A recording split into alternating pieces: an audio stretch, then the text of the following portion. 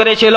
ফাযাল্লাহুমাশ শাইতান, শয়তান উভয়কেই ভুলে পতিত করেছিল।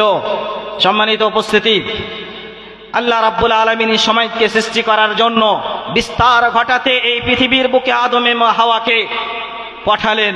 এই আদম এবং হাওয়া থেকে এই পৃথিবীর আনাচে কানাচে মানুষ পৌঁছে গেল। এর মানে সমাজ তৈরি হয় মা থেকে। সমাজ তৈরি অতক্ষণ পর্যন্ত হবে না যতক্ষণ পর্যন্ত মা হবে না। মা না হলে সমাজ আগে বাড়তে পারে না। এই সমাজের শুদ্ধি যদি চাই, সমাজের যদি সংস্কার আমরা চাই, সর্বপ্রথম যেই কাজটা আমাদেরকে করতে হবে সেটা একটা মা সুন্দর, সতী, তাকিয়া, পরহেজগার, নেককার নিয়ে আসতে হবে। মা যদি নেককার হয় তাহলে ওই মায়ের পেট থেকে যেই শিশু ভূমিষ্ঠ হবে সে হবে নেককার। মা যদি নামাজি হয়, ছেলে শিখবে নামাজ, মেয়ে শিখবে নামাজ, সে দোয়া করবে এবং এই বাড়িটাকে জান্নাতে পরিণত করে দেবে। কোন মেয়ে নিয়ে আসবেন? হে যুবক, হে ও পিতা ও মাতারা, কোন মেয়েকে আপনি বাড়িতে নিয়ে আসবেন? যেই মেয়ে আপনার দোকানে, বাজারে, হাটে ঘাটে ঘুরে বেড়ায় সেই মেয়েকে? না ওই মেয়েকে যেই মেয়েকে চয়ন করেছিলেন স্বয়ং বিশ্বনবী মুহাম্মদুর রাসূলুল্লাহ সাল্লাল্লাহু আলাইহি ওয়াসাল্লাম। আল্লাহর রাসূলের বয়স 25, বিয়ে করলেন প্রথম 40 বছরের একজন বৃদ্ধা মহিলাকে।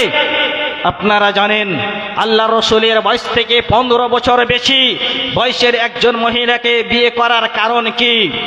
ওই বিয়ে করার এক কারণ ছিল, সেই খাদিজা রাদিয়াল্লাহু তাআলা আনহা উত্তম চরিত্রের অধিকারী ছিলেন। উনি ছিলেন পরহেজগার, মুত্তাকি, আল্লাহ ভীরু, দিনদার। সেই জন্য আল্লাহ রাব্বুল আলামিনের পক্ষ থেকে যেই প্রথম বিয়ের কথা হলো সেটা খাদিজার সাথে আল্লাহ রাব্বুল আলামিনের রাসূল বিয়ে করলেন। ওই মেয়েকে নিয়ে আসতে হবে যেই মেয়ে আপনার বাড়িতে জান্নাতের পরিবেশ তৈরি করে দিবে। ওই মেয়েকে নিয়ে আসতে হবে যেই মেয়ে আল্লাহকে ভয় করবে। হযরত উমরের নাম শুনেছেন? হযরত উমর রাদিয়াল্লাহু তাআলা আনহু রাত্রি বেলায় গশত করতেন। সে এই তদন্ত করে বেড়াতেন যে আমার এই রাজত্বে কে এমন মানুষ আছে ক্ষুধার্ত ঘুমিয়ে যায়, কে অসহায় আছে, কে গরিব আছে, কে দুঃখী আছে, এই নিয়ে সে চিন্তা করে সে গশত করে বেড়াতেন। এমত অবস্থায় এক বাড়ি থেকে আওয়াজ আসছে মা এবং মেয়ের কথা। মা এবং মেয়ে কথোপকথন করছে। ছেলে মেয়ে বলছে, মা আমার এই দুধ হয়েছে, অল্প কিছু দুধ হয়েছে, এই দুধটা আমাদেরকে বিক্রি করতে হবে। মা বলছে এই দুধে কিছু পানি মিশ্রণ করে দাও, তাহলে দুধ বেশি হবে, আমরা টাকা বেশি পাবো। মেয়ে বলছে, মা এই কাজটা কিন্তু ভালো নয়, আল্লাহ কিন্তু আমাদের দেখে। হযরত উমর ওই মেয়েকে বউ হিসাবে বাড়িতে নিয়ে আসলো একটাই কারণ, যে ওই মেয়ে আল্লাহকে ভয় করে, আল্লাহ ছাড়া অন্য কাউকে ভয় করতো না। সম্মানিত উপস্থিতি, ওই মেয়েকে আপনাকে বাড়িতে নিয়ে আসতে হবে যেই মেয়ে আপনাকে প্রশান্তি দিবে। ওই মেয়েকে আপনাকে নিয়ে আসতে হবে বাড়িতে যেই মেয়ে আপনার ইত্তিবা করবে, আল্লাহর ইত্তিবা করবে, রাসূলের ইত্তিবা এবং অনুসরণ করবে। যেই মেয়ে আপনাকে প্রশান্তি দিবে, হযরত খাদিজা রাদিয়াল্লাহু তাআলা আনহার মতো আল্লাহর রাসূলকে যখন প্রথম ওহী আসলো, আল্লাহর রাসূল ভয়ভীত হয়ে গেলেন। সর্বপ্রথম খাদিজার কাছে গেলেন, কোন এই এলাকার কোন সম্ভ্রান্ত ব্যক্তির কাছে গেলেন না, চাচার কাছে গেলেন না, কোন বন্ধুর কাছে গেলেন না, সর্বপ্রথম খাদিজার কাছে গেলেন। খাদিজাকে বলল এই মতো অবস্থা হয়েছে আমার। খাদিজা শান্তি দিয়ে, প্রশান্তি দিয়ে বললেন, ইয়া রাসূলুল্লাহ, হে মুহাম্মদ, আপনি একটা উত্তম চরিত্রের অধিকারী, অতএব আপনি ভয় পায়েন না।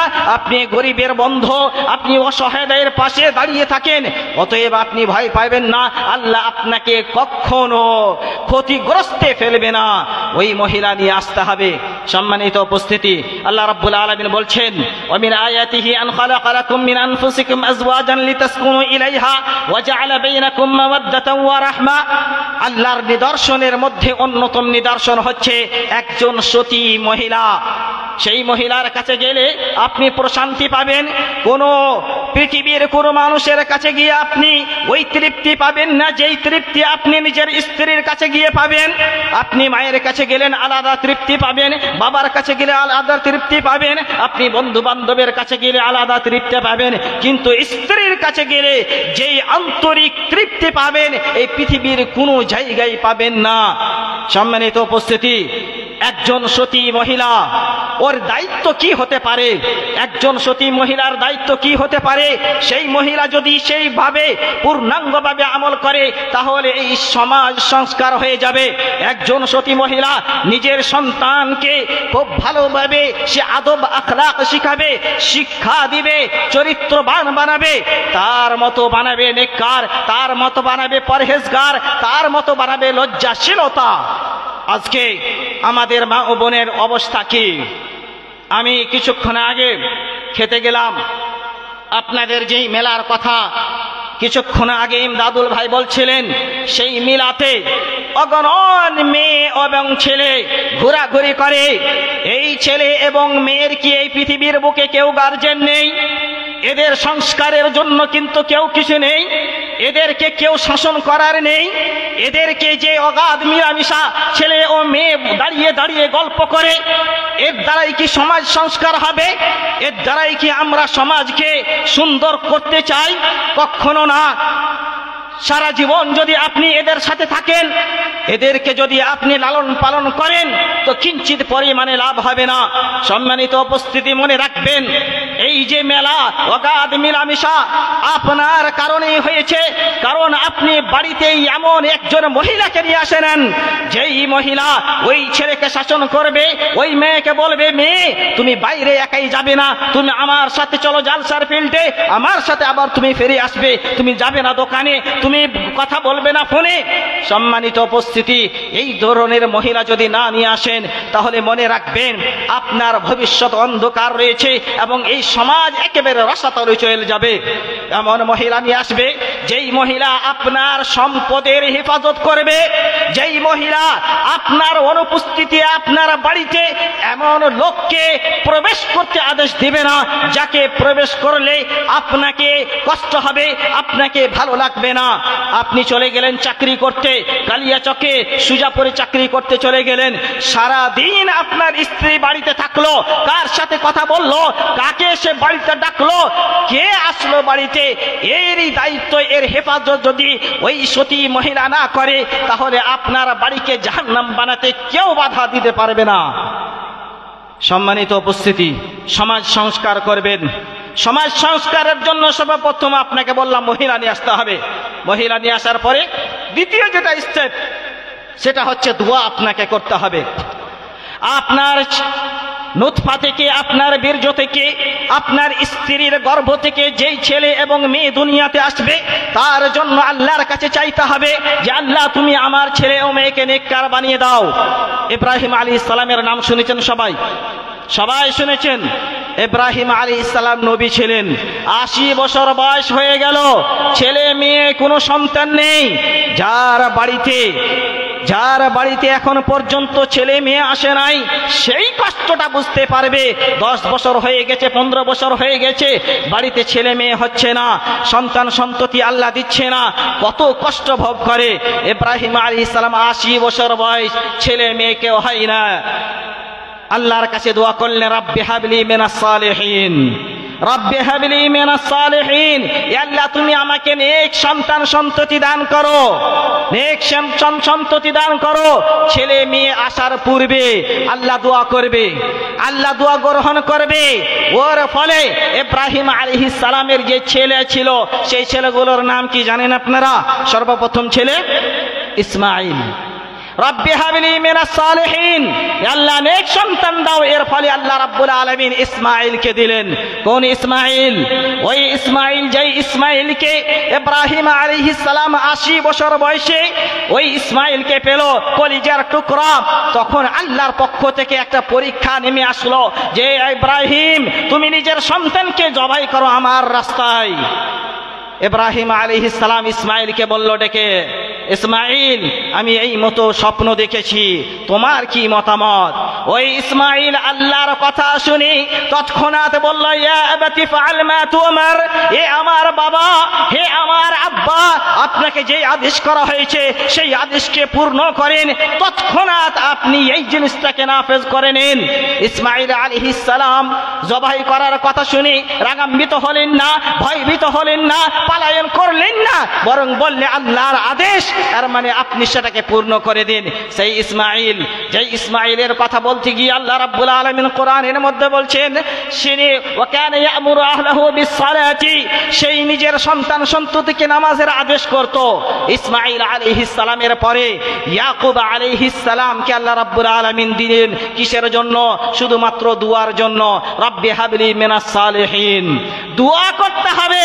ছেলে ও মেয়ে ভালো যদি চান, আপনি যদি নিজের চক্ষুকে শীতল করতে চান, এই দুনিয়াতে যদি জান্নাত পেতে চান, তাহলে আপনাকে আল্লাহর কাছে দোয়া করতে হবে, রব্বি হাবলি মিনাস সালিহিন, রব্বানা হাব লানা মিন আজওয়াজিনা ওয়া যুররিয়াতিনা কুররাতা আ'য়ুন ওয়াজআলনা লিল মুত্তাকিনা ইমামা। এই দোয়াগুলো আল্লাহর কাছে করতে হবে। ইব্রাহিম আলাইহিস সালাম কে ইসহাক ও ইয়াকুব দেওয়া হলো। ইসমাঈল আসার পরে যেই ইসমাঈলের নাসাব থেকে যেই নবী আসলেন, সেই নবী হলেন মুহাম্মদুর রাসূলুল্লাহ সাল্লাল্লাহু আলাইহি সাল্লাম। এই বিশ্বের সবথেকে উত্তম মানুষ, সবথেকে পাওয়ারফুল মানুষ, সবথেকে শক্তিশালী মানুষ, এমনকি ফেরেশতাগুলোর থেকেও বেশি শক্তিশালী, পাওয়ারফুল। আপনি একটু চিন্তা করেছেন, মেরাজের রাত্রে জিবরিল আলাইহিস সালামের সাথে চলে গেলেন আল্লাহর সাথে সাক্ষাৎ করতে। সিদরাতুল মুনতাহা পৌঁছিল, সেখান থেকে জিবরিল আর আগে বাড়তে পারছে না। জিবরিল বলল, ইয়া রাসূলুল্লাহ, আপনি আগে চলে যান, এখান থেকে আগে যাওয়ার পারমিশন আমার কাছে নেই। বলুন তো দেখি, জিবরিলের থেকেও মুহাম্মদ পাওয়ারফুল হলো কিনা? সেই পাওয়ারফুল নবী ইসমাঈলের নসল থেকে, ইব্রাহিমের সন্তানের নসল থেকে তৈরি হলো। কিসের ফলে? রব্বি হাবলি মিনাস সালিহিন। সমাজ সংস্কার করতে হলে দোয়া করতে হবে। দোয়া কোন সময় করবেন? দোয়া কোন সময় করবেন? আমি তো নামাজই পড়ি না, আমি তো মসজিদেই আসি না, আমি তো আল্লাহকেই চিনি না, আল্লাহকে ভয় করি না, দোয়া কোন সময় করব? আগে আপনাকে নামাজি হতে হবে, আগে আপনাকে তাওহীদের বিশ্বাসী হতে হবে, আগে আপনাকে শিরক মুক্ত আমল করতে হবে, বিদআত মুক্ত আমল করতে হবে, তাওহীদ যুক্ত আমল করতে হবে।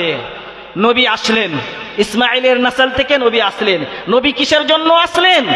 আল্লাহ রাব্বুল আলামিন বলছেন, হুয়াল্লাযী বা'আসা ফিল উম্মিয়িনা রাসূলাম মিনহুম ইয়াতলু আলাইহিম আয়াতিহি ওয়া ইউযাক্কিহিম ওয়া ইউআল্লিমুহুমুল কিতাবা ওয়াল হিকমা। সেই মহান নবী এই পৃথিবীর বুকে আমি প্রেরণ করলাম। এই দুনিয়ার মানুষেরা, তোমরা শুনে নাও, তোমাদের শুদ্ধির জন্য, তোমাদের পবিত্রতার জন্য এই মুহাম্মদ সাল্লাল্লাহু আলাইহি ওয়াসাল্লাম এসে তোমাদেরকে কিতাব শিখালেন, সুন্নাত শিখালেন, ভালো তরিকা সুলুকাত শিখালেন, আদর্শ শিখালেন, চরিত্র শিখালেন। এই মুহাম্মদ সাল্লাল্লাহু আলাইহি ওয়াসাল্লাম এই সমাজ সংস্কারের জন্য এসেছিলেন। ওই সমাজে যখন এমন একটা সমাজের ব্যাধি তৈরি হয়ে গেছিল, শিরক ব্যাধি, সেই শিরকের জন্য মুহাম্মদ সাল্লাল্লাহু আলাইহি ওয়াসাল্লাম লড়াই করতে থাকলেন মক্কার মাটিতেই। 1 বছর নয়, 2 বছর নয়, 13টি বছর ধরে, 13টি বছর ধরে শিরকের বিরুদ্ধে যুদ্ধ করতে থাকলেন। এবং বিশ্বনবী মুহাম্মদুর রাসূলুল্লাহ সাল্লাল্লাহু আলাইহি ওয়াসাল্লাম সকলকে বললেন, কুল লা ইলাহা ইল্লাল্লাহু তুফলিহু। হে দুনিয়ার মানুষেরা, তোমরা আল্লাহকে একক বলে মেনে নাও, তোমরা আল্লাহর ইবাদত করো, কোন লাত উজ্জার মানাতের ইবাদত করো না, কোন দেবদেবীর ইবাদত করো না, মূর্তি পূজা করো না, তোমরা কোনো মানুষের পূজা করো না, তোমরা শুধুমাত্র আল্লাহ রাব্বুল আলামিনের ইবাদত করো, তাহলে তোমরা পরিত্রাণ পেয়ে যাবে। 1 বছর নয়, 2 বছর নয়, 13টি বছর ধরে ওই সমাজকে সংস্কারের জন্য বিশ্বনবী প্রচেষ্টা চালিয়ে গেলেন। 13 বছর গো, 1 বছর নয়, মক্কার মাটিতে আল্লাহ রাসূল 13 বছর শুধুমাত্র এই সমাজের মারাত্মক ব্যাধি শিরক থেকে বাঁচার চেষ্টা করলেন। সম্মানিত উপস্থিতি, এই সমাজকে সংস্কারের জন্য বিশ্বনবী আসলেন এবং কোরআন দিয়ে গেলেন। এই কোরআনের যে ভূমিকা সমাজ সংস্কারের, এটা মারাত্মক একটা ভূমিকা। সর্বপ্রথম ভূমিকা যেটা এই কোরআন আমাদেরকে দিল, যে আল্লাহর সাথে আপনার সম্পর্কটা যেন গভীর হয়ে যায়। একজন সৃষ্টি এবং স্রষ্টার মধ্যে যে এই সম্পর্কে এমন গভীর হয়ে যায় যে যাহা কিছু আমাদের কাছে আছে সব কিছুর আল্লাহর পক্ষ থেকে এসেছে, এটা মেনে নিতে হবে। আল্লাহ রাব্বুল আলামিন লোকমান আলাইহিস সালামকে হিকমত দিলেন। লোকমান জানেন তো, লোকমান আলাইহিস সালামের নামে একটা সূরা অবতীর্ণ করা হয়েছে। ওই লোকমান কে ছিল? ওই লোকমান আলাইহিস সালাম কোনো সম্ভ্রান্ত পরিবারের ব্যক্তি ছিলেন না। ওই লোকমান আলাইহিস সালাম কোন সম্পদশালী ছিলেন না, কোন আমির ছিলেন না, কোন বাদশাহ ছিলেন না। একজন কৃতদাস কালো কুৎসিত হাবশী গোলাম ছিলেন, কিন্তু তার নামে একটা সূরা অবতীর্ণ হয়ে গেল। কারণ কি? সে চেষ্টা করেছিল এই সমাজ সংস্কারের। অতএব সমাজ সংস্কারের জন্য উনি যেই প্রচেষ্টা চালিয়ে গেলেন, সর্বপ্রথম আপনার কাছে যেই নিয়ামতগুলো আল্লাহর পক্ষ থেকে দেওয়া রয়েছে সেই নিয়ামতের জন্য আল্লাহর শুকরিয়া আদায় করতে হবে। আপনারা এখানে যারাই বসে আছেন, যেই শ্বাস প্রশ্বাস নিচ্ছেন, যেই অক্সিজেন গুলো নিচ্ছেন, বলুন তো এই অক্সিজেন গুলো আপনি ফিরিতে পাচ্ছেন কিনা? আপনার শরীরে যেই অঙ্গ প্রত্যঙ্গ গুলো রয়েছে এত দামি, এত দামি। আপনার শরীর থেকে একটা কিডনি যদি নষ্ট হয়ে যায়, আপনি লক্ষ লক্ষ টাকা দিয়েও ওই মতো কিডনি দুনিয়ায় কিনে পাবেন না। আপনার শরীর থেকে যদি হৃৎপিণ্ড নষ্ট হয়ে যায়, তাহলে আপনি হার্ট অ্যাটাক করে মারা যাবেন। এই সমস্ত জিনিসগুলোকে আল্লাহ রাব্বুল আলামিন খুব সুন্দরভাবে চালিয়েছেন। এটা সব থেকে বড় ইহসান। সম্মানিত উপস্থিতি,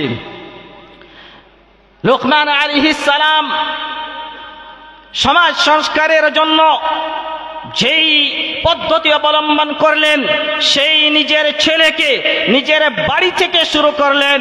অতএব নিজের ছেলেকে ডেকে বলতে আরম্ভ করলেন, ওয়াইয ক্বালা লুকমানু লিবনিহি ওয়া হুয়া ইয়াদুহু ইয়া বুনাইয়া লা তুশরিক বিল্লাহ ইন্নাশ শিরকা লাযুলমুন আযীম।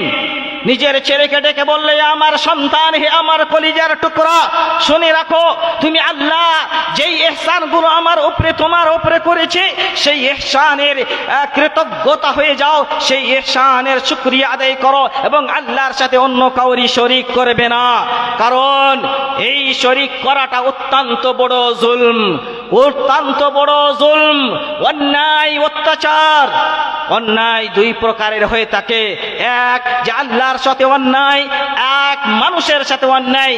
আল্লাহর সাথে অন্যায় হলে আল্লাহ রাব্বুল আলামিনের কাছে তওবা করলে সেটা আল্লাহ রাব্বুল আলামিন মাফ করে দিতে পারেন। কিন্তু যদি এই মানুষের সাথে অন্যায় হয়, মানুষের সাথে জুলম হয়, অত্যাচার হয়, তাহলে এটা হচ্ছে হুকুকুল ইবাদ। এটা আল্লাহ রাব্বুল আলামিন মাফ করবেন না যতক্ষণ পর্যন্ত আপনি ওই মানুষের কাছে গিয়ে ক্ষমা না চাইবেন। আপনাকে উদাহরণ দিই, আপনি গ্রামে চলতেছেন, একটা গরিব মানুষ রিক্সা চালায়, সেই মানুষটা আপনার একটু কিছু ক্ষতি করে দিয়েছে, তার ফলে আপনি তাকে বেধাড়া পিটন দিলেন, অনেক মার দিলেন। ওই মানুষটা গরিব মানুষ, অসহায় মানুষ, সে বাড়ি চলে গেল, আপনাকে কিছু বলতে পারলো না।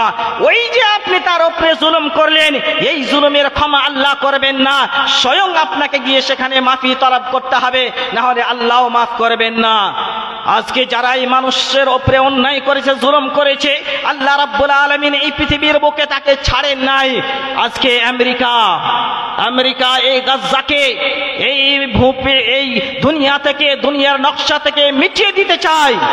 আল্লাহ রাব্বুল আলামিন তার এই জুলুমের বদলা আগুন দিয়ে এই মতো দিল যে প্রায় 10 দিন ধরে আগুন জ্বলল, আবার পুনরায় আগুন শুরু হয়েছে। এই আমেরিকা এই মুসলমানদের উপরে এত জুলম, এত অন্যায়, অত্যাচার করে, যার ফলে আল্লাহ রাব্বুল আলামিন ওই গাজ্জাবাসী, ওই ফিলিস্তিনের ছোট ছোট শিশুদের চোখের অশ্রু, সেই মাজলুমদের দোয়া কবুল করে নিয়ে তাদের আমেরিকার কি অবস্থা করছে। সম্মানিত উপস্থিতি, আল্লাহ রাসূল বলছেন, ইত্তাকু দাওয়াতাল মাজলুম ফাইন্নাহু লাইসা বাইনাহা ওয়া বাইনাল্লাহি হিজাব। মাজলুমের দোয়া থেকে বাঁচতে হবে, যদিও সে কাফের হয়, যদিও সে মুশরিক হয়, তথাপি তার ও দোয়া আল্লাহ রাব্বুল আলামিন কবুল করবেন। জুলম থেকে বাঁচতে হবে। দ্বিতীয় যেই লুকমান আলাইহিস সালাম নিজের ছেলেকে দিয়ে এই সমাজের সংস্কার করতে চাইলেন, সেটা পিতা এবং ছেলের মধ্যে, পিতামাতা এবং ছেলের মধ্যে সম্পর্ক গড়ে তোলা। আজকে বলুন, হে যুবক সমাজ, হে যুবতীরা, তোমরা শুনে নাও, তোমাদের পিতামাতার সাথে তোমাদের কি সম্পর্ক? তোমরা কি আজ তোমাদের পিতামাতার কথা মতো চলাফেরা করছো? তোমরা কি তোমাদের পিতামাতার বাধ্য হচ্ছ? তোমরা কি তোমার পিতামাতার সেবা যত্ন করছো? যেহেতু আল্লাহ রাব্বুল আলামিন কোরআনের মধ্যে বলছেন, ওয়াসাইনাল ইনসানা বিওয়ালিদাইহি, আমি তোমার পিতামাতার ব্যাপারে তোমাদেরকে ওসিয়ত করেছি যেন তোমরা ভালো ব্যবহার করবে। কেন ভালো ব্যবহার করবে? এই কথা যদি আমি কোরআনকে জিজ্ঞাসা করি, হে কোরআন বলো তো দেখি, কেন আমার পিতামাতা আমাকে জন্ম দিয়েছে, ঠিক, আমি পিতামাতার সেবা যত্ন কেন করব? এই কোরআন উত্তর করে, হামালাতু উম্মুহু কুরহান ওয়া ওয়াদাআতহু কুরহা, তোমার এই পিতামাতা তোমার জন্য, তোমাকে এই দুনিয়াতে নিয়ে আসার জন্য অসহ্য দুঃখ কষ্ট সব কিছুকে বরণ করে নিয়ে তোমাকে এই দুনিয়ার মুখ দেখিয়েছিল। তারা তোমাকে দুগ্ধ পান করিয়েছিল 2 বছর ধরে। অতএব তুমি আনিশকুরলি ওয়ালি ওয়ালিদাইক, এর জন্য তুমি আমার কৃতজ্ঞ হয়ে যাও এবং তোমার পিতামাতার কৃতজ্ঞ হয়ে যাও। পিতামাতার সেবা যত্ন করতে হবে। এই পিতামাতার সেবা যত্ন কিভাবে হবে? এই পিতামাতার সেবা যত্ন কিভাবে আপনি তাকে শিক্ষা দেবেন? এর মানে হচ্ছে সর্বপ্রথম আপনাকে আইডিয়াল হতে হবে। আপনার পিতামাতা দুনিয়াতে যদি থাকে, তাহলে আপনি আপনার ওই ছেলে এবং মেয়েকে নিয়ে যান আপনার পিতামাতার ঘরে, তার পাখানা টিপাইন, তার মাথায় হাত বুলিয়ে দিন, আর আপনার ছেলেকে শিক্ষা দিন। বলুন তো দেখি, আপনার বাবা অসুস্থ, আপনি কদিন তার ঘরে গিয়েছেন, কদিন তার সেবা যত্ন করেছেন, কদিন তার জন্য দোয়া করেছেন? যদি না করে থাকেন, তাহলে আজ থেকে এটা প্রতিজ্ঞা করুন যে আপনি আপনার ছেলেকে নিয়ে যাবেন আপনার বাবার ঘরে, মায়ের ঘরে গিয়ে তার সেবা যত্ন করবেন। এটা হচ্ছে আইডিয়াল। এই মতো যদি আপনি করেন, আপনার ছেলে শিখবে, আপনার সেবা যত্ন করবে, আপনার কথা মতো চলবে। হে যুবক এবং যুবতীরা, শুনুন, আপনার পিতামাতা এমন একটি সম্পদ, যার ইত্তিবা স্বয়ং আল্লাহ নিজের ইত্তিবার সাথে সাথে কোরআনের মধ্যে বর্ণনা করলেন। এমন ভাবে, কঠোর ভাবে আপনি নামাজ পড়েন, তাহাজ্জুদ গুজার, রাত্রি বেলায় উঠে আপনি তাহাজ্জুদ পড়েন।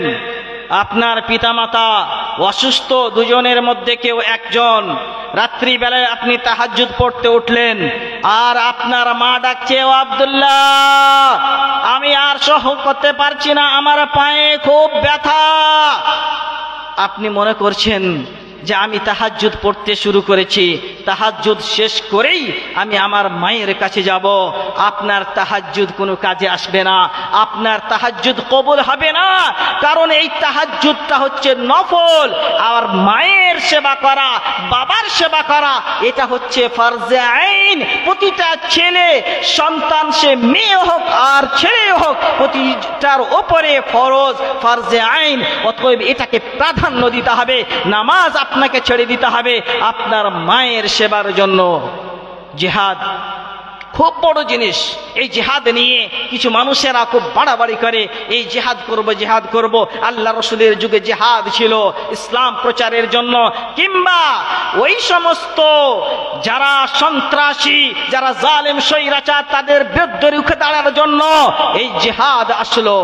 ওই জিহাদের ময়দানে যাওয়ার জন্য একজন সাহাবী এসে বললেন, ইয়া রাসূলুল্লাহ, আমি অমুক যুদ্ধে নিজের নাম লিখিয়েছি, আমি অমুক যুদ্ধে অ্যাটেন্ড করব, আমি যাব, জিহাদ করতে শহীদ হব। আল্লাহ রাসূল বললেন, আহাইয়ুন আবাওয়াক, তোমার পিতামাতা কি জীবিত আছে? তোমার পিতামাতা কি এই দুনিয়াতে অবস্থান করছে? সেই সাহাবী বললেন, ইয়া রাসূলুল্লাহ, আমার পিতামাতা এখনো জীবিত। আল্লাহ রাসূল বললেন, তোমাকে জিহাদের ময়দানে যেতে হবে না, তোমাকে সেখানে শহীদ হতে হবে না, তোমাকে সেখানে অংশগ্রহণ করতে হবে না। তোমার জন্য ওটা ফরজ নয়, তোমার জন্য সেটা সেটা মুস্তাহাব, কিন্তু তোমার জন্য ফরজ হচ্ছে তোমার পিতামাতার সেবা যত্ন। ফাফিহিমা ফাজাহিদ, যাও তোমার পিতামাতার যে সেবা যত্ন করে তুমি জিহাদ করে নাও। জিহাদ ছেড়ে পিতামাতার সেবা যত্ন করতে হবে। সম্মানিত উপস্থিতি, এই যদি আমরা কাজ করতে পারি তাহলে সমাজ থেকে যেই ব্যাধিগুলো রয়েছে সেই ব্যাধিগুলো আস্তে আস্তে দূর হয়ে যাবে। সম্মানিত উপস্থিতি, সমাজ সংস্কার করতে হলে পিতা মাতাকে মিলে ওই ছেলেকে সংস্কার করতে হবে, ছেলেকে শিক্ষা দিতে হবে। কি শিক্ষা দিবেন? ছেলেকে শিক্ষা দিতে হবে কোরআনের শিক্ষা, ছেলেকে দিতে হবে হাদিসের শিক্ষা, ছেলেকে দিতে হবে সুন্নাতের শিক্ষা। কিন্তু দুঃখের বিষয় হলে এটা সত্য, যেই উম্মতে ইকরা, যেই উম্মতের উপরে সর্বপ্রথম কোরআনের আয়াত অবতীর্ণ আল্লাযী খালাক, সেই উম্মতের ছেলেরা আজকে অজ্ঞ, সেই উম্মতের ছেলেরা আজকে মূর্খ, সেই উম্মতের ছেলেরা একেবারে নিরক্ষর হয়ে আছে, শুধুমাত্র ওই কুর্নি চালাতে জানে এবং বিদেশে গিয়ে কাটতে জানে। এর থেকে দুঃখের কথা আর কিছু হতে পারে না। বিশ্বনবীর উপরে সর্বপ্রথম ওহী আসলো, ইকরা বিসমি রাব্বিকাল্লাযী খালাক, পড়ো সেই রবের নামে যেই রব তোমাদেরকে সৃষ্টি করেছে। এর অর্থ হচ্ছে তোমার এই দুনিয়াতে আসার যে উদ্দেশ্য সেটাকে প্রাধান্য দিতে হবে, জানতে হবে। এই শিক্ষা নিয়ে দুই ভাগে বিভক্ত। এক, শুধু মাদ্রাসা পড়ুয়া, মাদ্রাসাতে পড়বে, স্কুল কলেজে ডিগ্রি করবে না, দুনিয়াবি শিক্ষা নেবে না। এক শ্রেণীর মানুষ, অন্য শ্রেণীর মানুষ তারা হচ্ছে দুনিয়াবি তালিম নেবে, আধুনিক শিক্ষায় শিক্ষিত হবে, মাদ্রাসা পড়বে না, মসজিদে যাবে না, মক্তব যাবে না, কোরআন শিখবে না। দুই শ্রেণীর মানুষ অতিরঞ্জনে লিপ্ত রয়েছে, বাড়াবাড়ি করে, উভয় বাড়াবাড়ি করে।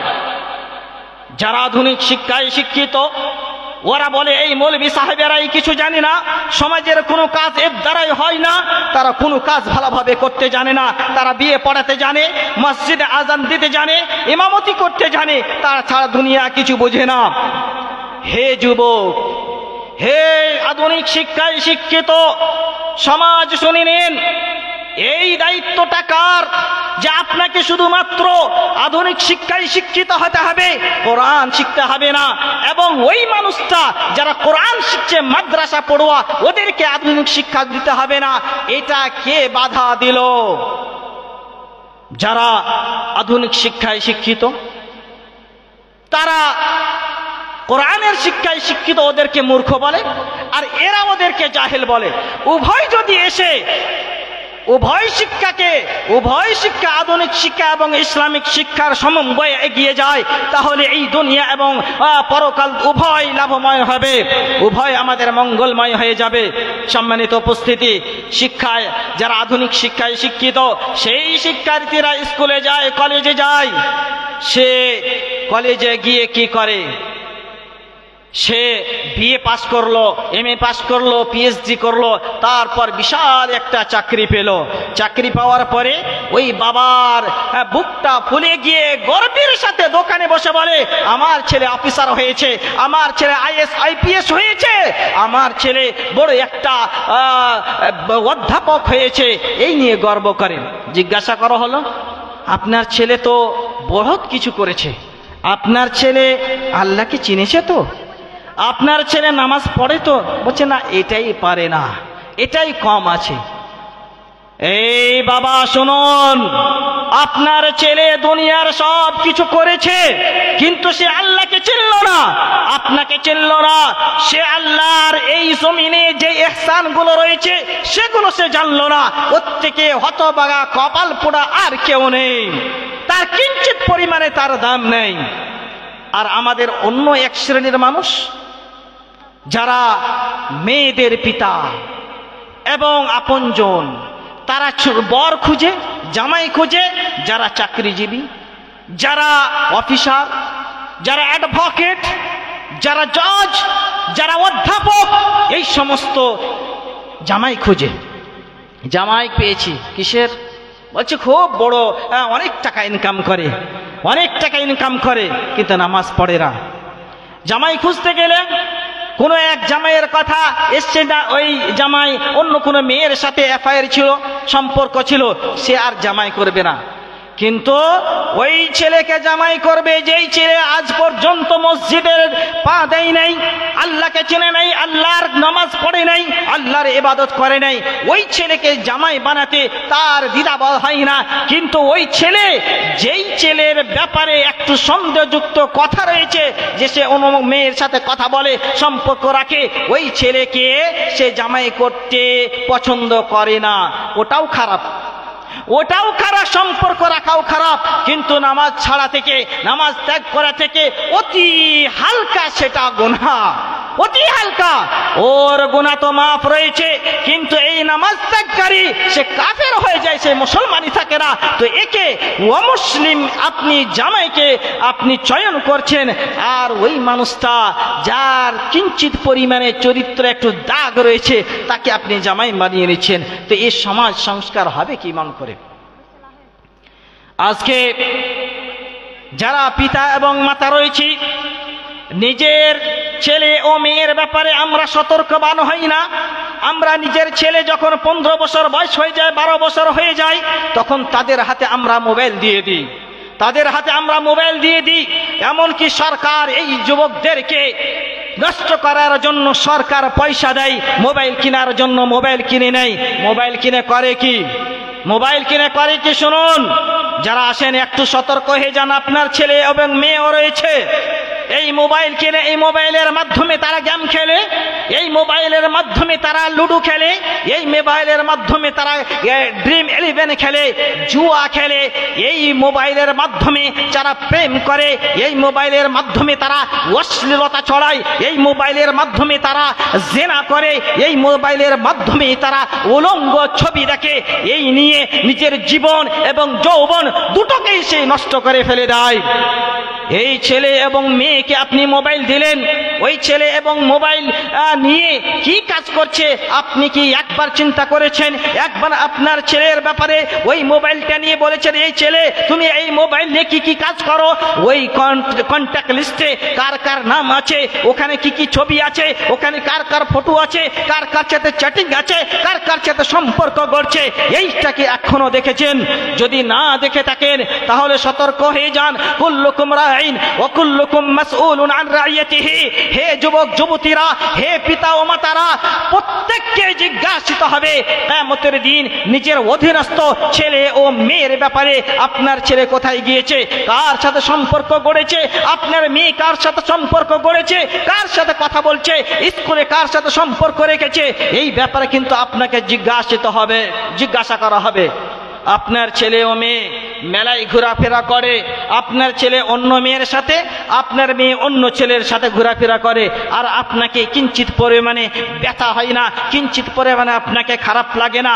আপনার মেয়ে আপনার সামনে নির্লজ্জ হয়ে বাড়ি থেকে বেরিয়ে চলে যায়, আপনাকে কিঞ্চিত পরিমাণে ব্যথা হয় না, আপনাকে খারাপ লাগে না?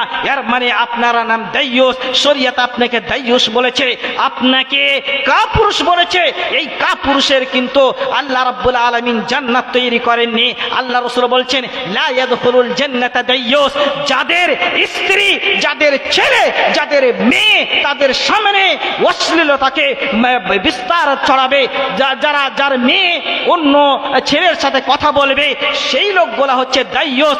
তার জন্য জান্নাতে নেই, সে জান্নাতে যাবে না। আপনার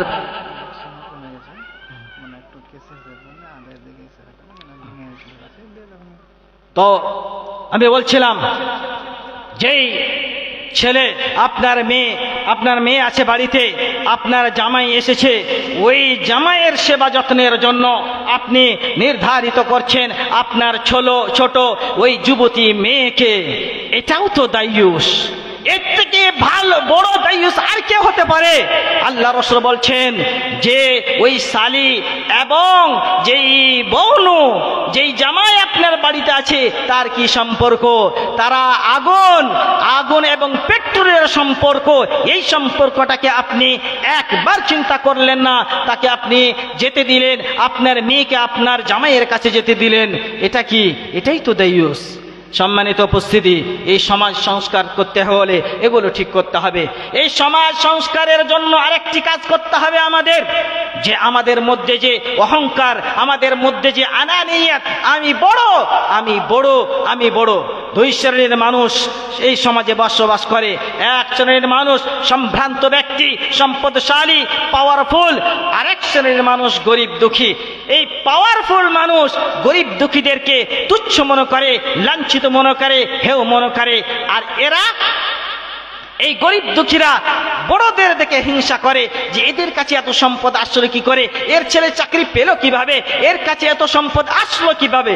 এই দুই শ্রেণীর মানুষের জন্য এই সমাজ রসাতলে চলে যাচ্ছে। ওকে মাল দিল কে? আল্লাহ। আপনাকে কে দিয়েছে? আল্লাহ।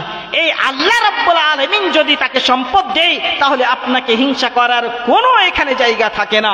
অতএব আপনাকে এখান থেকে দূরে থাকতে হবে। এই সমাজের মধ্যে আরেক শ্রেণীর মানুষ যে অন্য কাউকে সহ্য করতে পারে না, তার বরাবরই হয়ে গেলে তার দিকে আর তাকে তাকতে চাই না। সে বলে আরে ও আসলে আমি যাব না, ও আসলে আর আমি যাব না, সব সময় বলে আমি সব থেকে বড়, আনানিয়াত। এই সমাজকে আগে বাড়াতে গেলে এই আনানিয়াত থেকে ছোট হতে হবে, নিজেকে নম্র ভদ্র হতে হবে। আপনাদের উদাহরণ দিই, এই যে বিল্ডিংগুলো আছে, এই বিল্ডিংগুলো তৈরি করতে ইট লেগেছে, তাই না? ইট লেগেছে কিনা? ইট লেগেছে।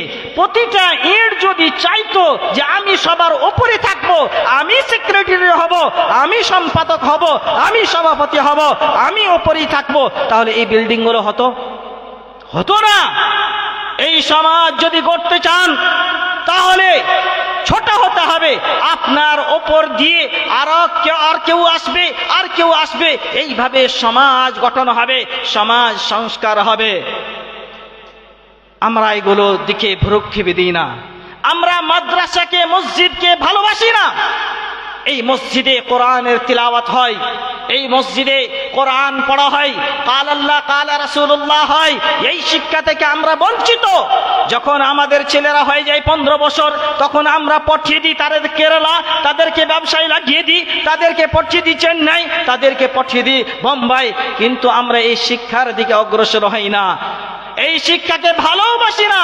এই শিক্ষাকে ভালোবাসুন, কোরআন হাদিসকে ভালোবাসুন।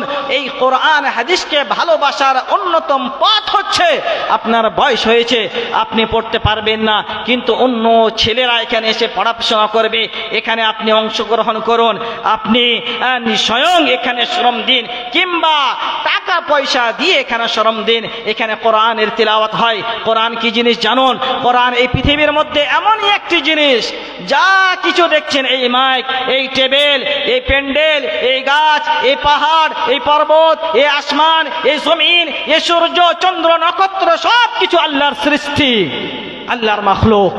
কিন্তু এই পৃথিবীর বুকে এমন একটি জিনিস আমাদের হাতে আছে, এমন একটি জিনিস আমাদের সামনে আছে, যেটাকে কোরআন বলা হয়। এটা আল্লাহর সৃষ্টি নয়, এটা আল্লাহর মাখলুক নয়, এটা হচ্ছে আল্লাহর বাণী, আল্লাহর কথা, আল্লাহর কালাম। আর এই আল্লাহর কালাম, এই আল্লাহর কথা, এই সমস্ত মাদ্রাসাগুলোতে পড়ানো হয়, মুখস্থ করানো হয়। এর নেকি আল্লাহ রাসূল বলেছেন, মান ক্বারা হারফাম মিন কিতাবিল্লাহ ফালাহু বিহি হাসানাহ ওয়াল হাসানাতু বিআশরি আমসালিহা। কোরআনের একটি অক্ষর তিলাওয়াত করলে এক নেকি 10 নেকিতে পরিবর্তন হয়ে যায়, বৃদ্ধি পায়। فلا تقول ألف لام من حرف ولكن ألف حرف ولام حرف وميم حرف। ألف لام من সূরা বাকারার প্রথমে এই 3টি অক্ষর আছে। এটা যদি কেউ তিলাওয়াত করে, পাঠ করে, তাহলে তার 30 নেকি হবে। এই 30 নেকি পাঠ করবে যে সেই পাবে, শুধুমাত্র সেই পাবে, অন্য কেউ পাবে না, অন্য কেউ পাবে না। শুনুন, এই কোরআনের তিলাওয়াত যে করলো সেই 30 নেকি পেল, এই কোরআন যে শিক্ষা দিল সেই 30 নেকি পাবে, এই মাদ্রাসা তৈরি করলো সেই 30 নেকি পাবে, যেই ওই ছেলেকে জায়গির খাওয়ালো সেই 30 নেকি পাবে, যেই কোনোভাবে পরামর্শ দিয়ে অংশগ্রহণ করলো এই শিক্ষার জন্য, সবাই এই নেকিতে অংশ পাবে। কাউরি নেকি কিঞ্চিত পরিমাণে কমে যাবে না। অতএব হে ইসলাম পিপাসু সমাজ, যদি সমাজের শুদ্ধি চান, সমাজ যদি সংস্কার করতে চান, তাহলে আসুন মাদ্রাসামুখী হন, মসজিদমুখী হন। এই মসজিদ মাদ্রাসামুখী হলে আপনার ইহকাল এবং পরকাল উভয় মঙ্গলময় হবে। আপনার 1 টাকা দিয়ে, আপনার 10 টাকা দিয়ে একটা ইট কেনা হবে, এই ইটটা মাদ্রাসায় লাগবে। যতদিন পর্যন্ত এই মাদ্রাসা চলবে অতদিন পর্যন্ত আপনি নেকি পেতে থাকবেন। কিয়ামতে আপনি মারা যাবেন, দুনিয়া থেকে চলে গেলেন, আপনার নেকির খাতায় নেকি জড়িত হতে থাকবে। আল্লাহ বলবে, আল্লাহকে বলবেন এই নেকিগুলো কোত্থেকে আসলো? আল্লাহ বলবেন তুমি ওই মাদ্রাসায় ইট দিয়েছিলে, 100 টাকা দিয়েছিলে, 1000 টাকা দিয়েছিলে, 5000 টাকা দিয়েছিলে, ওই নেকি আজ পর্যন্ত তোমার অ্যাড হতেই আছে। আপনি বলবেন আমার বাড়িতে অসুস্থ ব্যক্তি রয়েছে, আমি টাকা দেব, তাও আমার তো ওই চিকিৎসা করা হবে না। আপনি টাকা দিয়ে ওই বাড়ির রোগের চিকিৎসা করুন। বিশ্বনবী বলেছেন দাউ মারাদাকুম বিসসাদাকাত, তোমার অসুস্থ ব্যক্তিগুলো, রোগাক্রান্ত ব্যক্তিগুলোর চিকিৎসা করুন সাদাকাতের মাধ্যমে। এই দান খায়রাতের মাধ্যমে আপনি দান খায়রাত করবেন, এই শিফাকে দিবে আল্লাহ রাব্বুল আলামিন। ওর চিকিৎসা যেখানে আপনাকে ভেলোর যেতে হতে পারে, ওই দানের বদলে এই কালিয়াচকের কোনো একটা ছোট্ট ডাক্তারের হাতেই আল্লাহ রাব্বুল আলামিন শিফা দিয়ে দেবেন। ওখানে লক্ষ লক্ষ টাকা খরচ করতেন, আর এখানে যদি আপনি 5,000 টাকা দান করেন, তাহলে এর বিনিময়ে আল্লাহ আপনার ওই বাড়ির অসুস্থ ব্যক্তির অসুস্থকে দূর করে দিতে পারেন কিনা? আল্লাহ পারেন কিনা? অবশ্যই পারেন। আল্লাহ রাব্বুল আলামিন বলছেন ইয়ামসাসকাল্লাহু দুররুন ফালা কাশিফা লাহু ইল্লা হু, যদি কোনো ব্যাধি আল্লাহ রাব্বুল আলামিন দিয়ে থাকেন তাহলে তাকে দূর করবে শুধুমাত্র আল্লাহ। এই আকীদা আপনার মধ্যে হতে হবে। এই পৃথিবীর কোনো পীর, পৃথিবীর কোনো মাজার, পৃথিবীর কোনো গৌস কেউ সেটা দূর করতে পারে না। আপনাকে যদি একটা জ্বর হয়ে যায়, ওই জ্বরটাকে দূর করবে আল্লাহ। আপনি বলছেন এই ডাক্তারের কাছে গেলাম, ওষুধ খেলাম, ভালো হয়ে গেল না। এই ওষুধে যদি আল্লাহ আসার না দিত, শিফা না দিত, তাহলে ওই শিফা আপনি পেতেন না, ওই আরোগ্য আপনি পেতেন না। শিফা দেনেওয়ালা আল্লাহ, আপনার ধন সম্পদের মালিক আল্লাহ। আপনাকে এই পৃথিবীর বুকে যাহা কিছু দিয়েছে সব কিছু আল্লাহ। আর কি কি দেয়নি আপনাকে বলুন তো দেখি, কোন জিনিসটার আপনার কমি আছে? আল্লাহ বলছেন ওয়া আতাকুম মিন কুল্লি মা সাআলতুমু, তুমি যা চাইছো আমি সব কিছু তোমারে দিয়েছি। ওয়া ইন তাউদ্দু নি'মাতাল্লাহ লা তুহসুহা, তুমি যদি আল্লাহর নিয়ামতগুলো একবার গণনা করতে লাগো তাহলে তুমি সেটা গণনা করতে পারবে না। আপনার বাড়িতে ছেলে আছে, আপনার বাড়িতে মেয়ে আছে, ওই বাড়িটা দেখুন, পাশের বাড়িটা, ওর বাড়িতে কোনো ছেলে নেই, মেয়ে নেই। ওই ছেলে মেয়ের জন্য সে ডাক্তারের বাড়ি বাড়ি দৌড়াদৌড়ি করে, ডাক্তারের দুয়ারে দুয়ারে যায়, কবিরাজের কাছে যায়, পীরের কাছে যায়, মাজারের কাছে গিয়ে যায়, কোনো জায়গায় কোনো ফল পায় না। তাকে গিয়ে একবার জিজ্ঞাসা করুন, আপনি সবল আছেন, সুস্থ আছেন, ওই মানুষটাকে গিয়ে দেখেন যার পায়ে 4 পা ন্যাংড়া রয়েছে, সে চলতে পারে না, মাযুর। তাকে জিজ্ঞাসা করুন, আপনাকে আল্লাহ 2 চোখ দিয়েছে, ওই 2 চোখ আপনি বুঝতে পারেন নাই। ওই মানুষটাকে গিয়ে জিজ্ঞাসা করুন যার চোখ নেই, অন্ধ, দুনিয়া দেখতে পাচ্ছে না, নিজের সন্তান সন্ততিকে দেখতে পাচ্ছে না। অতএব এই নিয়ামতগুলোর দিকে দেখে একবার আল্লাহর দিকে আসুন এবং আল্লাহর ওয়াস্তে এই মাদ্রাসা মসজিদের উন্নয়নে আপনি অংশগ্রহণ করুন।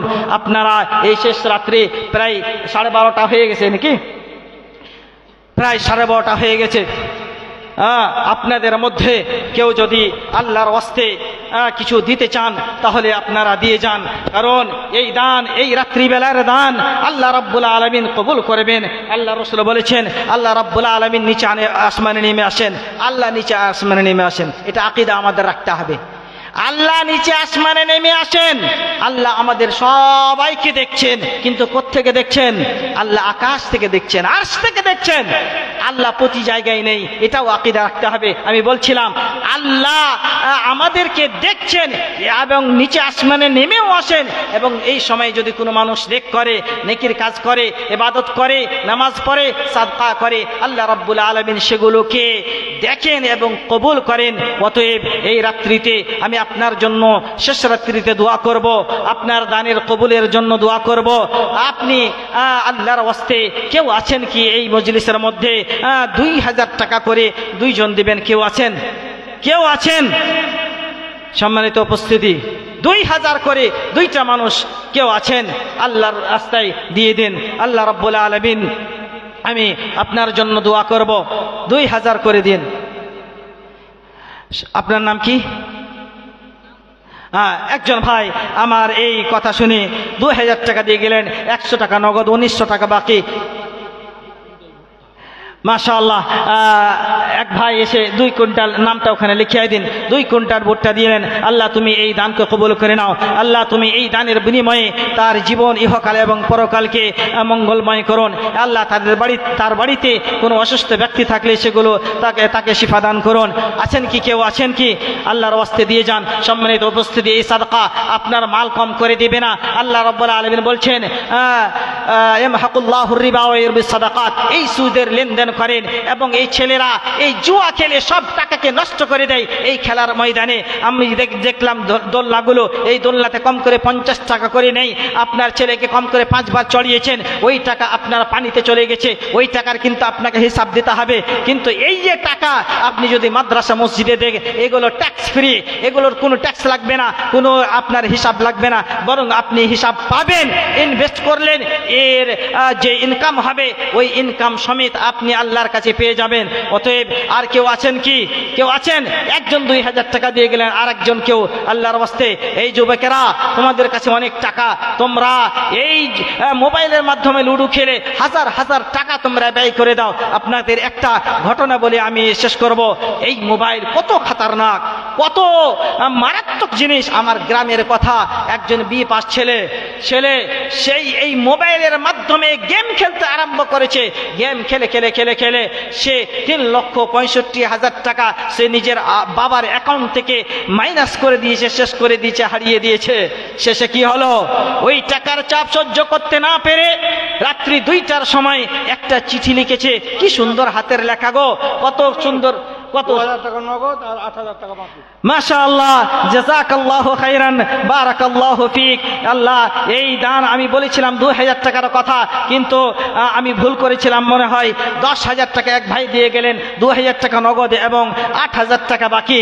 8000 টাকা বাকি। আল্লাহ তুমি এই দানকে কবুল করে নাও এবং তাকে জান্নাতবাসী করো এবং তার বাড়িকে জান্নাতের বাড়ি বানিয়ে দাও। সেই বাড়িতে যেন কোনো ধরনের অঘটন না ঘটে। আল্লাহ তুমি তাদেরকে হেফাজত করো। আমি বলছিলাম ওই যুবকের হাতের লেখা কি সুন্দর, কিন্তু এই মোবাইলের মাধ্যমে এত গেমের আসক্ত হয়েছে, যার ফলে ওই গেম খেলে 3 লক্ষ টাকা, 3.5 লক্ষ টাকা সে নষ্ট করে দিচ্ছে। আর বাবাকে কিভাবে মুখ দেখাবে?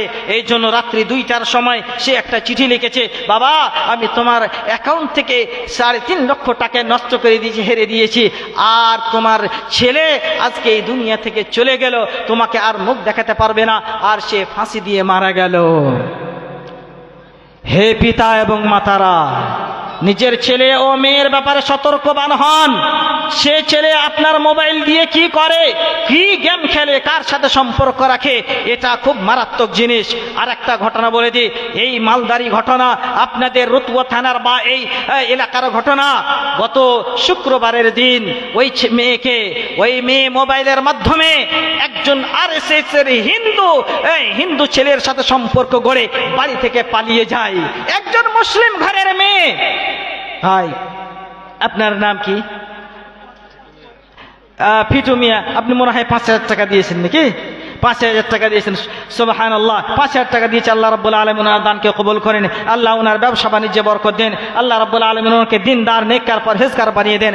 আল্লাহ ওনার বাড়ি থেকে দিনের খাদেম তৈরি করে দেন এবং মেয়ে ছেলেদের হেফাজত করুন। আল্লাহুম্মা আমিন। আমি বলছিলাম, ওই মেয়ে পালিয়ে যায় ইসলামপুরে পালিয়ে যায় ওই মেয়ে।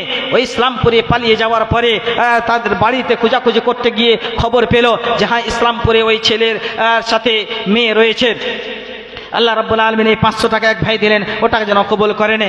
সম্মানিত উপস্থিতি, আমি বলছিলাম এই মোবাইল কত মারাত্মক জিনিস। ও মোবাইলের মাধ্যমে প্রেম করেছে RSS, এই বজরং দল, এদের একটা ওদের প্ল্যান রয়েছে যে মুসলিমদের যুবতী মেয়েদেরকে তারা অ্যাটাক করবে, তাদেরকে নিজের প্রেমে ফাঁসাবে এবং ওই প্রেমের জালে ফেলে তাকে বিয়ে করবে, তার ইজ্জত হনন করবে, তারপর তাকে মেরে ফেলে দিবে। অকারণ ঘটনা ঘটছে এই মতো। ওই মেয়ে চলে গেল ইসলামপুরে। ওই ইসলামপুরে যাওয়ার পরে পরে ওখানে যখন তার বাড়িতে গেল, ওকে ওই মেয়েকে আর দিতে তারা রাজি নয়, আর ওই মেয়েও আসতে রাজি নয়। পুলিশ প্রশাসনের সহযোগিতা নেওয়া হলো, তারপর কোনো রকম ওই মেয়েকে উদ্ধার করা হয়েছে। বলুন তো দেখি, ওই বাবা, ওই মা, ওই সমাজ কোন জায়গায় পৌঁছলো, যার মেয়ে একজন হিন্দু ছেলের সাথে পালিয়ে যাচ্ছে এবং মাথায় সিঁদুর, হাতে ওই তাদের যেই চুড়িগুলো রয়েছে, আমার শরীরের রুমটা খাড়া হয়েছে।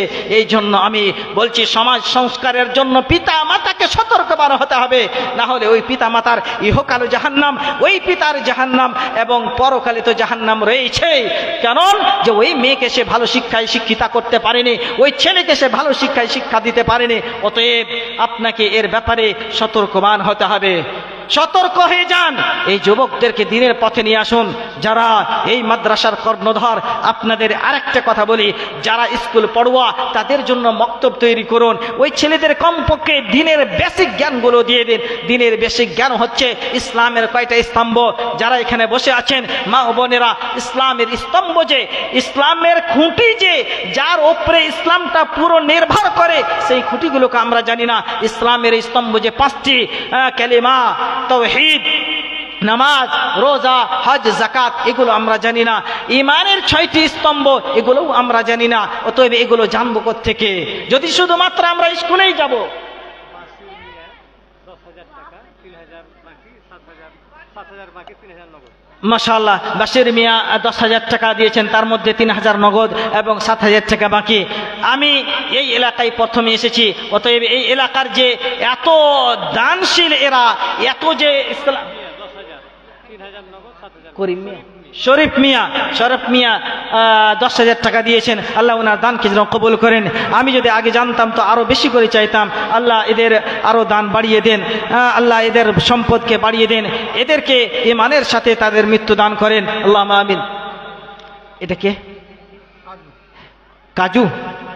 কাজুর দাম তো অনেক গো।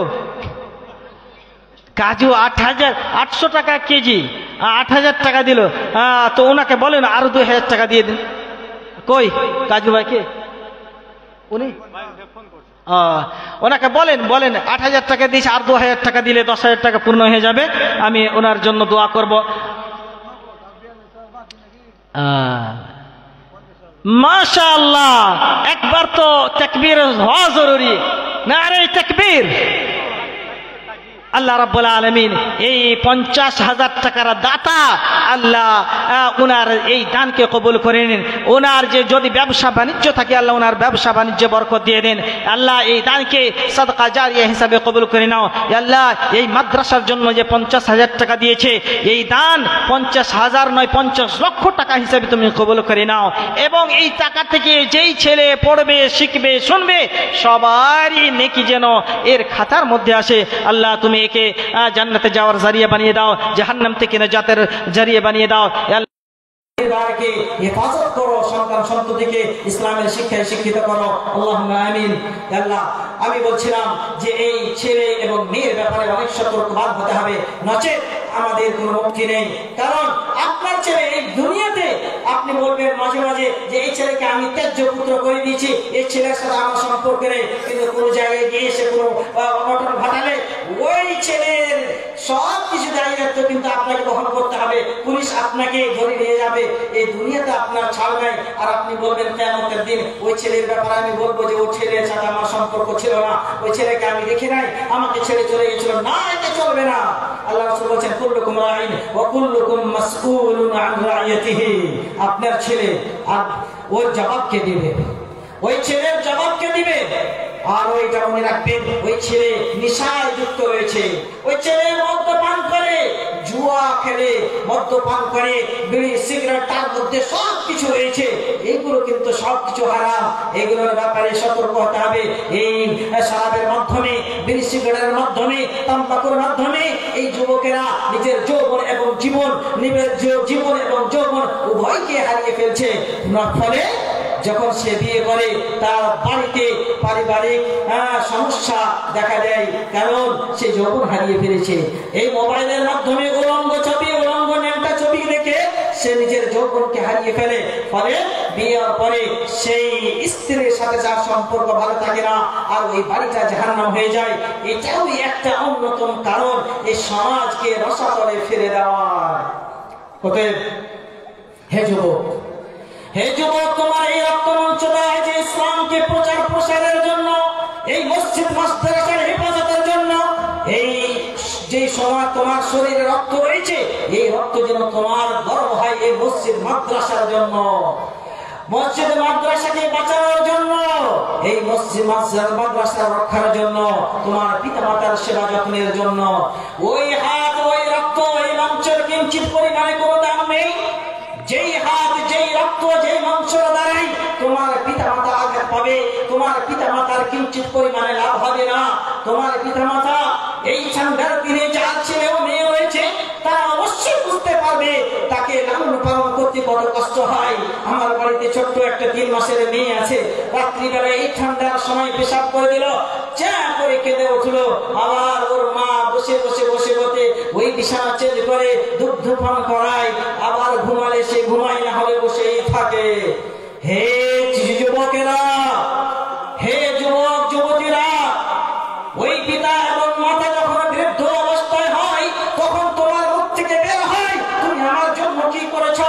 তুমি আমাকে এই জিনিসটা কিনে দাও না, তুমি আমাকে বাইক কিনে দাও না, আমাকে একটা বড় মোবাইলের দরকার, তুমি মোবাইল কিনে দাও না। তোমার ওই সময়, যেই সময় তোমার কোনো শক্তি ছিল না, তো সেই সময়, যেই সময় তুমি পায়খানা করার পরে তুমি পায়খানা এবং পেশাব ভালোমন্দের কোনো পার্থক্য জানছিলে না, সেই সময় তোমার জন্য রাত্রি যাপন করে, রাত্রি জেগে জেগে তোমার খেদমত করেছে, আর আজকে তুমি বলছো যে আমার জন্য তুমি কি করেছো? হে যুবক, আজকে যদি তোমার এই কথার বিনিময়ে তোমার পিতামাতা নারাজ হয়ে যায়, তাহলে আল্লাহ রাব্বুল আলামিন নারাজ হয়ে যাবেন। আল্লাহ রাসূল বলছেন, রিজাল রাব্বি ফি রিদাল ওয়ালিদাইন, আল্লাহ সন্তুষ্টি পিতামাতার সন্তুষ্টির মধ্যে রয়েছে। পিতামাতার সন্তুষ্টি হলে আল্লাহ সন্তুষ্টি হবে, এবং আল্লাহ সন্তুষ্টি হলে আপনার নামে জান্নাত নেই, জাহান্নাম অনিবার্য হয়ে যাবে। সুতরাং পিতামাতার সেবা যত্ন, আল্লাহর ইবাদত, এটা আমাদের দায়িত্ব।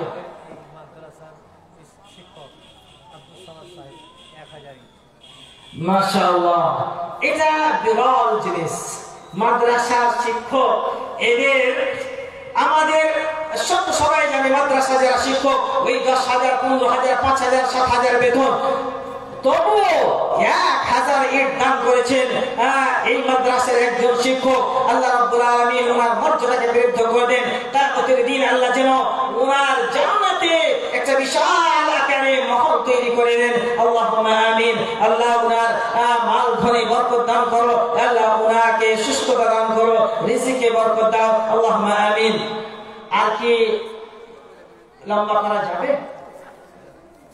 যারা এখানে আছেন, কিছু যারা এখানে বসে আছেন, 10 টাকা 5 টাকা যেটাই হবে আপনি শেষ মুহূর্তে দিয়ে যান। ইন্নামাল আমালু বিল খাওয়াতিম, শেষ আমলটাই কিন্তু আল্লাহর কাছে গ্রহণযোগ্য হবে।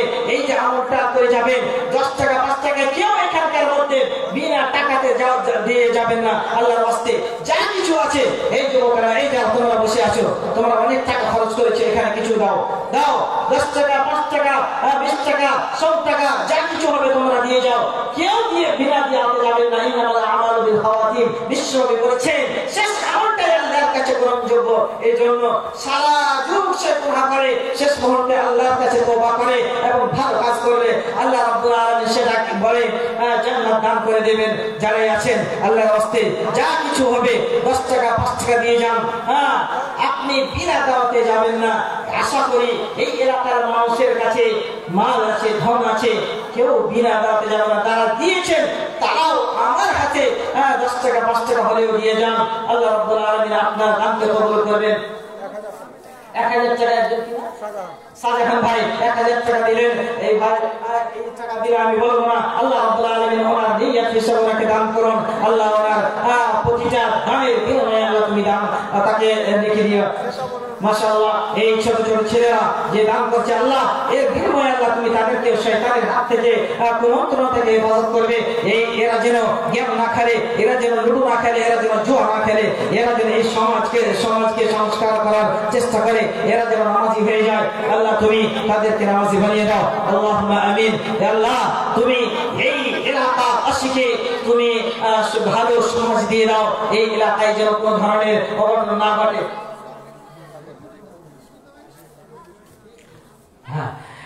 যে যা দিবেন আপনারা সবাই দিয়ে যান। আমি এই থেকে আমি আমার বক্তব্য শেষ করছি। আমি শেষ দোয়া পাঠ করে দেব।